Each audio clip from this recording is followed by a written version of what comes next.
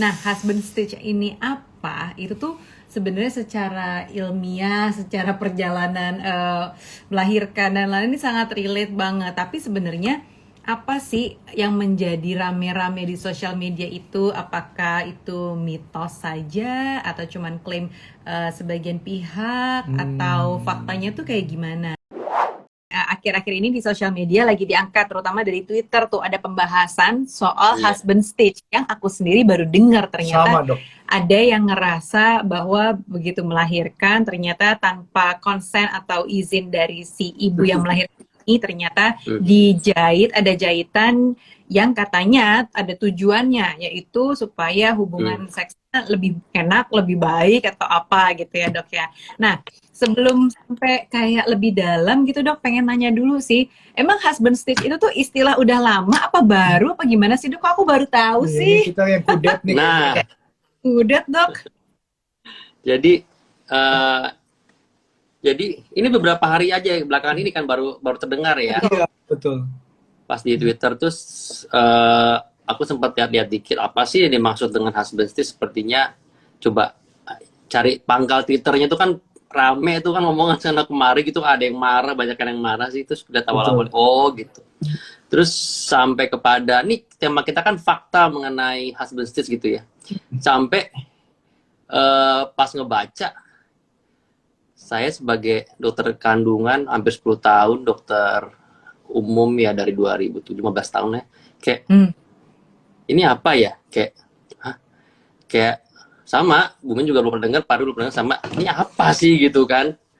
Terus sampai dalam hati, ini fiksi apa di universe mana terjadinya gitu. Jadi oke. Tapi kan kita nggak boleh menghakimi, ini kan ada yang mengangkat, ada yang mengangkat. Jadi terus saya coba cari-cari dan lain-lain gitu ya. Jadi memang husband ini seperti suatu istilah yang entah dibikin oleh siapa. Permasalahannya nggak tahu bikin siapa, tapi itu diaplikasikan ke orang lain gitu ya, seolah-olah itu dikerjakan oleh orang lain. Jadi nggak tahu yang bikin siapa, ini bikin istilah begini, terus ditemplokan ke orang lain, dalam hal ini mungkin tenaga medis atau tenaga kesehatan. Jadinya agak aneh gitu. Jadi yang pertama perlu diklarifikasi adalah tidak ada hal semacam itu. Tidak ada hal semacam itu. Jadi tidak ada padanan prosedur medis apapun yang dikerjakan yang menyerupai, bahkan nyerempet-nyerempet yang disebut husband stage tadi. Kalau memang definisinya itu ya.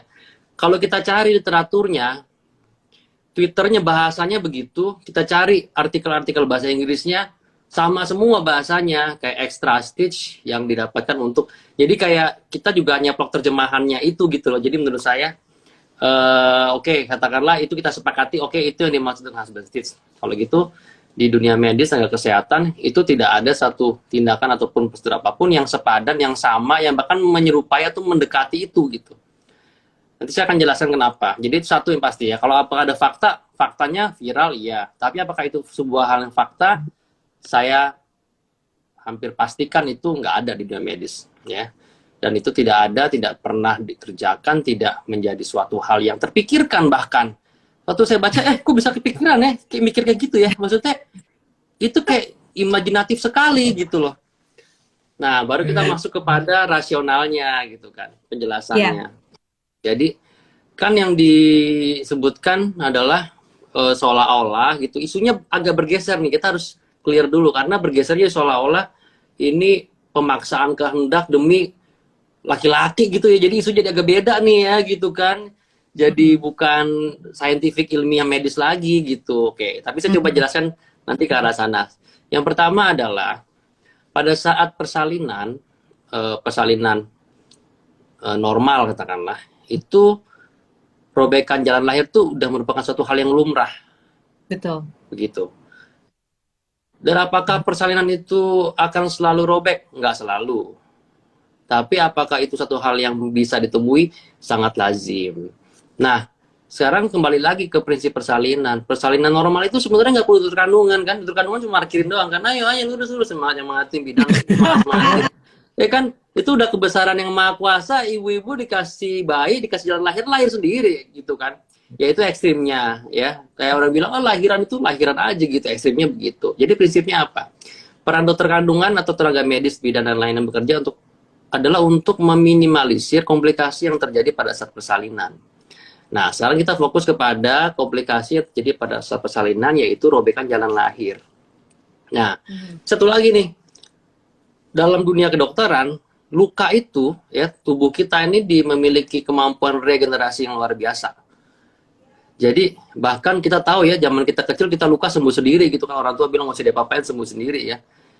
Luka-luka yang perlu dijahit, nggak perlu jahit pun juga sembuh sendiri. Tapi memang yang kita optimalkan sebagai tenaga medis adalah bagaimana proses penyembuhan luka itu berjalan dengan baik, ya kan? Karena kan robek. Yang pertama kita lakukan adalah sebagai tenaga kesehatan atau dokter objin adalah kalau memang harus robek, robekannya terkontrol. Robekannya itu tidak menyebabkan komplikasi lebih lanjut pada ibunya. Karena kebayang kalau ada jaringan, ya ini kepala bayi ya, ini mungkin kita jelaskan, kepala bayi itu akan memberikan tekanan kepada jalan lahir yang memang akan mengalami tekanan. Kalau kita nggak tahan, kita nggak kontrol, kita nggak bagus markirinnya, dia akan menyebar kemana-mana robekan. Karena tekanannya tuh kepala bayi besar loh, gitu kan. Robekannya akan ya berdampak kepada penderitaan ibunya. Sehingga ada prosedur namanya episiotomi. Episiotomi itu adalah tindakan untuk melebarkan jalan lahir agar apa? Agar robekannya terkontrol supaya komplikasinya minimal. Oke, itu satu. Yang kedua, meminimalisir robekannya. Yang kedua, kalau terjadi robekan, kita perbaiki. Perbaiki itu dengan cara apa? Jangan mikir yang aneh-aneh. Kita itu mendekatkan luka itu ya, daya regenerasi kulit kita tuh memang luar biasa.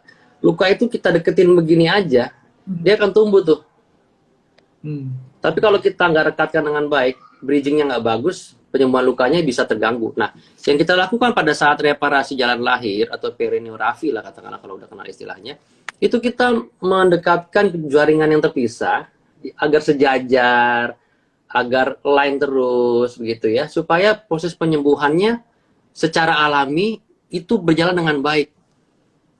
Jadi proses penyembuhan itu nggak ada yang dibuat-buat, itu semua tubuh sendiri yang mengatur ulang, riset, organize selnya segala macam tuh, kita hanya merekatkan saja, menyambungkan supaya dia sejajar. Kenapa? Karena kalau dia nggak sejajar, ada regangan tarikan kulit, dia bisa terganggu nanti, bisa nyeri dan lain-lain. Jadi yang kita lakukan adalah pada reparasi jalan lahir adalah berusaha satu menghentikan perdarahan supaya nggak berdarah. Yang kedua yang kita lakukan adalah mendekatkan yang jauh gitu ya. Jadi kayak aplikasi sosial media mendekatkan yang jauh gitu kan. Setelah itu kan selanjutnya ya terserah Anda gitu. Jadi istilahnya gitu.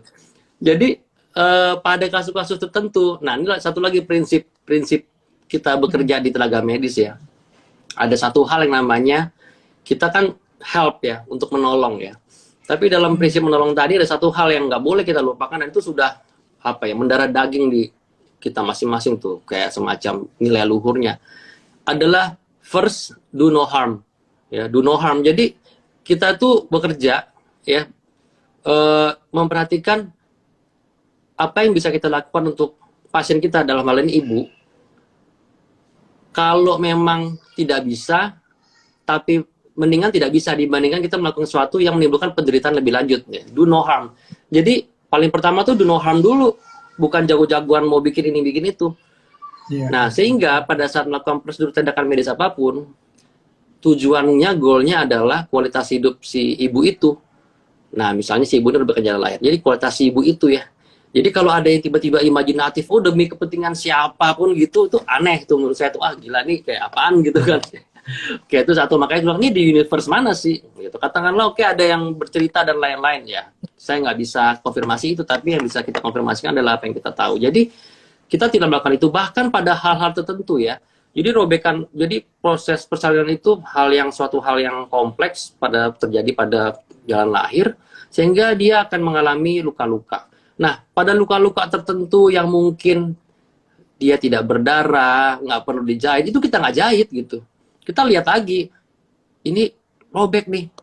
Tapi kita tahu, kita sadar bahwa dia sembuh sendiri. Kita nggak jahit, untuk apa kita nambah-nambahin tindakan gitu. Jadi itu sendiri sudah menyalahi konsep dasar dari ini semua gitu kan.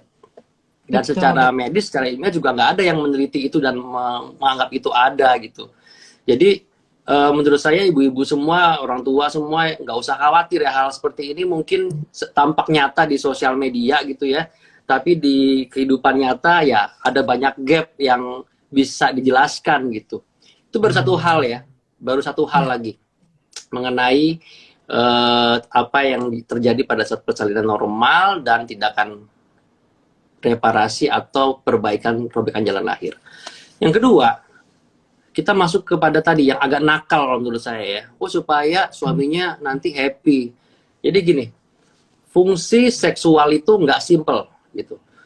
Fungsi seksual itu kompleks. Dia itu melibatkan aktivasi otak, aktivasi kelenjar-kelenjar di tubuh kita, psikologi, fisik kita, dan lain-lain. Jadi rasanya nggak masuk akal kalau misalnya kita bangun tengah malam ya untuk orang lahiran, lalu kita mengakhiri pekerjaan kita dengan cara untuk mikirin itu gitu kayaknya itu satu hal yang lagi-lagi menurut saya agak tidak masuk akal dan konyol justru ya. Jadi